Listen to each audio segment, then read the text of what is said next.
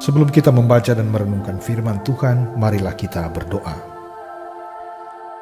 Kami bersyukur ya Tuhan atas anugerah kehidupan yang kami nikmati lagi.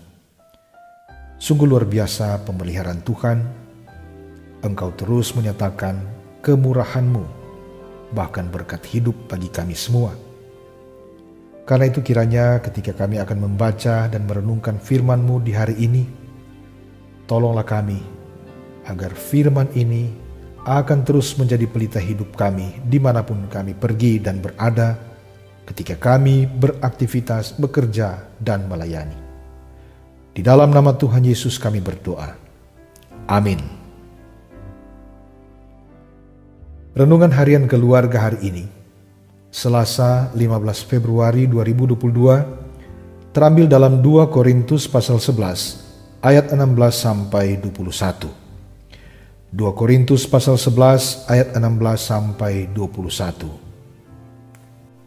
Kuulangi lagi, jangan hendaknya ada orang yang menganggap aku bodoh.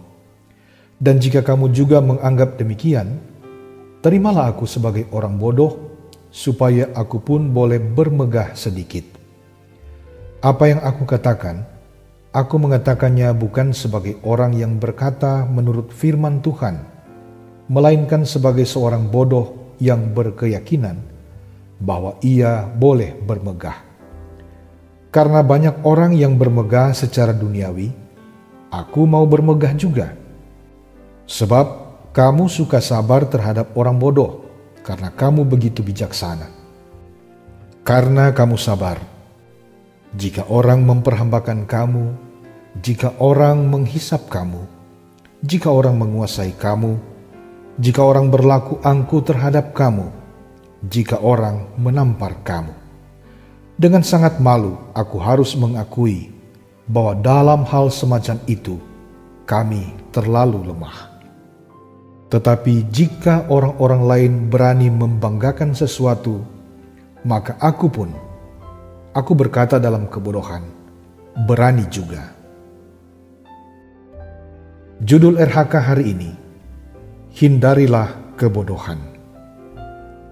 Saudara-saudara yang dikasihi dan diberkati Tuhan, apa jadinya bila pengajaran palsu lebih disukai daripada pengajaran benar? Apa jadinya bila kebenaran dianggap sebagai kebodohan dan kebodohan dianggap sebagai kebenaran? Jemaat Korintus telah terjebak ke dalam kondisi-kondisi yang terbalik, dan Paulus pun telah dianggap sebagai orang bodoh. Semua ini diakibatkan oleh pengaruh sekelompok orang yang disebut rasul-rasul palsu. Orang-orang tersebut telah begitu dalam menancapkan pengaruhnya kepada jemaat Korintus, sehingga mereka tanpa sadar diperhamba, dihisap, dikuasai, diperlakukan dengan sia-sia oleh orang-orang angkuh, bahkan ditampar oleh rasul-rasul palsu tersebut. Sebenarnya Paulus sangat heran sekaligus sangat prihatin terhadap kondisi jemaat Korintus, sebab justru mereka telah dibodohi oleh rasul-rasul palsu tersebut.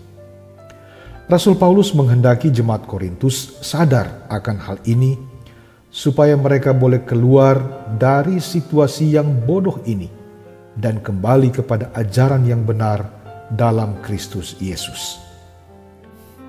Perubahan butuh kerja dan usaha, bahkan waktu yang panjang. Kesetiaan dan ketekunan sebagai pelayan Tuhan untuk merubah pandangan dan cara pikir jemaat dari hal-hal yang menyesatkan kepada kebenaran firman Tuhan adalah sebuah tantangan pelayanan di masa kini.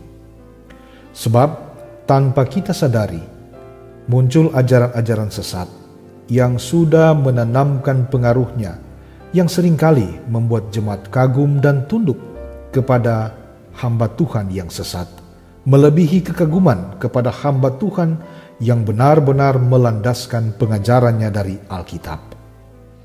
Oleh karena itu, para pelayan hendaknya bisa mengantisipasi hal ini dengan membuat program yang menyentuh masalah-masalah jemaat masa kini dan memperdalam penelaahan Alkitab supaya jemaat bisa kuat dalam pemahaman firman Tuhan dan dogma atau ajaran gereja. Orang tua juga hendaknya mendidik anak-anak supaya tidak terjebak pada ajaran-ajaran yang sesat dan akhirnya meninggalkan Tuhan. Keluarga Kristen juga harus mengembangkan sikap yang saling melindungi dan peduli satu dengan yang lain. Jangan mau dibodohi oleh orang lain. Jangan hanya karena ingin cepat kaya, akhirnya ada yang rela menjual anaknya.